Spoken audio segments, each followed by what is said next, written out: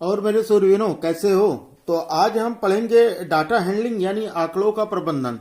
Video शुरू करने के पहले आप लोगों से एक रिक्वेस्ट है कि अब तक अगर आपने चैनल को सब्सक्राइब नहीं किया है तो चैनल को सब्सक्राइब कर बेल आइकन को जरूर प्रेस कर लो।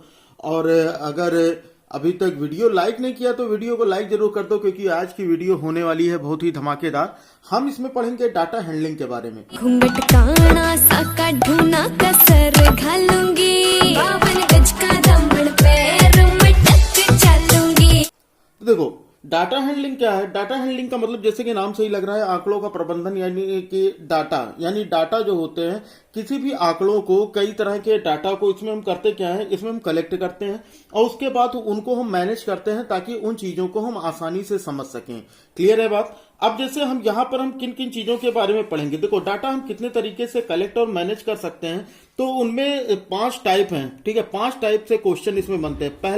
पहला तो आता है टैबुलेशन। ठीक है, तो टैबुलेशन यानी टैबुलेशन अगर हिंदी मीडियम के हो तो ये जान लो, इसको हिंदी में बोलते हैं सार्डियन। ओके, उसके बाद दूसरा देखेंगे, दूसरा आता है लाइन ग्राफ। लाइन ग्राफ का मतलब क्या होता है, रेखा चित्र।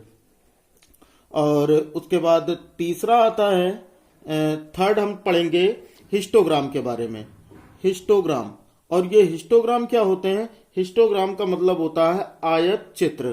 ठीक है, सभी चीजों के बारे में बिल्कुल टेंशन नहीं लेना कि ये क्या लिख रहे हो सर, अभी सबके बारे में बता दूंगा कि सारी चीजें क्या हैं। उसके बाद चौथा है बार ग्राफ। बार ग्राफ इसका मतलब क्या होता है, बार ग्राफ यानी इसको बोलते हैं हिंदी में दंड आरेख।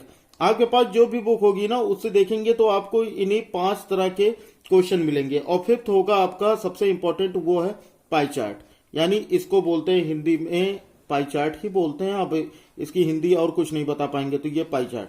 ठीक है, तो इन 5 तरह की चीजों के बारे में हम पढ़ेंगे। तो चलो सबसे पहले हम शुरू करते हैं दंड आरेख के बारे में। देखो टेबुलेशन, सार्डियन जो आता है, दंड आरेख नहीं टेबुलेशन के बारे में, जो कि सार्डियन है। तो यहां पर देखो इस तरह से इसका क्वेश्चन दिया होगा। ठीक है ना, क्वेश्चन में देखो पहले क्या करोगे कि सबको अच्छी तरह से पढ़ लेना।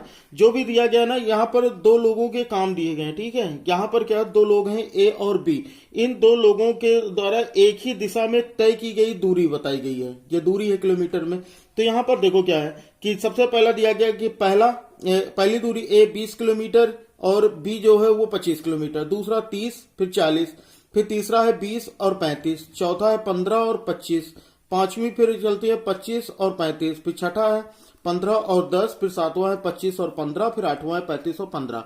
अब इस डाटा से हमको समझ में क्या आया, यानी ये इतनी बार चलते हैं और इनकी सबकी अलग अलग दूरी है। अब इस पे क्वेश्चन कैसे बनते हैं देखना बच्चा। क्वेश्चन ऐसे बनते हैं ना कि पहले 4 घंटों में बी की औसत चाल क्या है, यानी पहले 4 घंटों में। तो पहले 4 घंटे कौन कौन से हैं पहले ये देख लेना। ठीक है, पहले 4 घंटे यानी 1, 2, 3, 4। और किसका पूछ रहा है, बी की औसत चाल, है ना। तो बी की औसत चाल को 25, 40, 35 और ये 25, यही तो 4 होंगे। तो औसत चाल का मतलब क्या होता है कि जितने भी चारों का योग और जितनी भी संख्या है उससे हमें डिवाइड कर देना है ना, यानी चारों का सम कर लेना है। तो क्या क्या चीजें हैं, 25, 40, 35, 25, यही तो है। तो हम क्या लिखेंगे, देखो औसत चाल बतानी है ना, तो हमें यानी एवरेज स्पीड। ठीक है, औसत चाल का मतलब क्या बताना है हमें, एवरेज स्पीड। तो यहां पर चारों को प्लस कर लेना।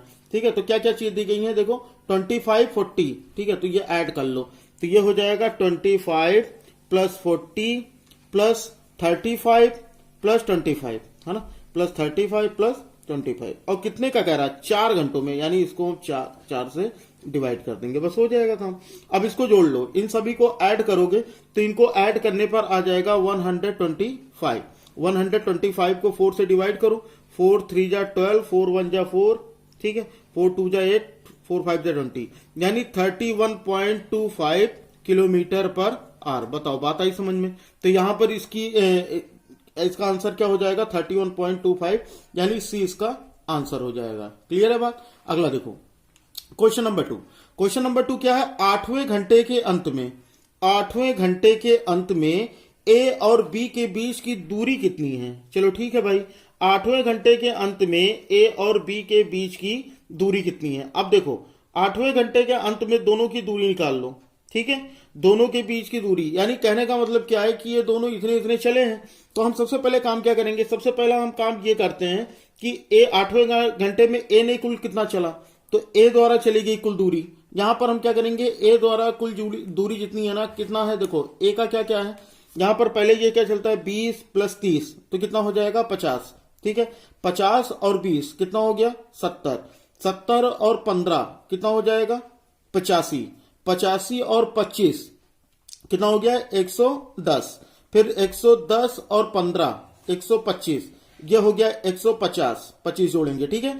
फिर उसमें 135 जोड़ देंगे तो हो जाएगा 185, यानी ए के द्वारा कुल दूरी कितनी चली गई 185 किलोमीटर। बताओ ये बात आई समझ में। फिर बी का निकाल लो कि बी 8 घंटे में कुल कितनी दूरी चलता है, बी का भी ऐसे निकाल लो, इन सबको जोड़ लो।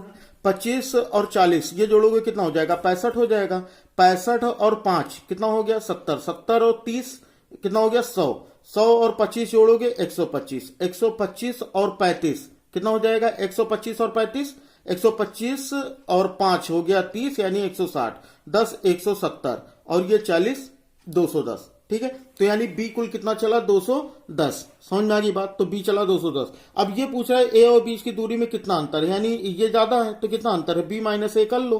तो बी माइनस ए करोगे कितना हो जाएगा, बी हो गया 210 और ए कितना हो गया 185, इन दोनों को माइनस कर लो, 10 - 5 हो गया 5, 10 - 8 हो जाएगा 2 यानी 25। तो इसके हिसाब से 25 किलोमीटर की डिस्टेंस दोनों के बीच में डिफरेंस होगा, तो यानी बी जो होगा वो करेक्ट आंसर होगा। तो बच्चों समझ में आ गया होगा टेबुलेशन के क्वेश्चन कैसे आते हैं। अब चलो अगला देख लेते हैं रेखा चित्र यानी कि लाइन ग्राफ। लाइन ग्राफ का क्वेश्चन इस तरह से होगा, इस तरह से आपको एक ग्राफ दिया होगा और इस ग्राफ को पढ़कर इसका एनालिसिस करके हमें इन क्वेश्चन का आंसर निकालना होगा। देखो यहां पर ये 20 से लेके ये 100 तक दिया गया है, ये कोयला उत्पादन दिया गया है लाख टन में, और इधर दिया गया है, ये दिया गया है वर्ष, ठीक है ना। तो यहां पर हमको चीजें निकालने का है। जैसे यहां पर हम पहला देखते हैं, पहला क्वेश्चन दिया गया वर्ष 1990 में कितना कोयला का उत्पादन हुआ था। अब देखो 1990 यानी 90 ये हुआ, ठीक है। अब यहां पर हमको देखना है कि कितने कोयले का उत्पादन हुआ, तो यहां चले जाओ इधर की तरफ, तो देखो ये कहां तक आता है, तो यहां पर ये आएगा ना, ये जो आएगा ये ऐसे करते हुए लगभग देखो 1990 की बात कर रहा ना, तो 1990 में ये कहां तक आएगा, 1990 में ये थोड़ा सा नजदीक बन गया है। तो यहां पर ये क्या होना चाहिए, अगर हम यहां से देखें तो ये अगर यहां देखोगे तो ये ऐसे यानी सीधा नहीं बना है, लेकिन ये यहां पर 40 के ऊपर और 60 के नीचे है, तो इसका मतलब ये 40 और 60 के बीच में है। तो इसका मतलब हम क्या कह सकते हैं कि ये 50 लाख टन इसका सही आंसर होगा। क्लियर है ना बात। अगर आप वो फिगर देखोगे ना जो आपके क्वेश्चन में आएगा वो बिल्कुल सीधा सीधा रहेगा, ग्राफ पर बना रहेगा। ये तो मैंने हाथ से ड्रॉ किया है इसलिए ये थोड़ा सा क्लियर नहीं है, ठीक है ना।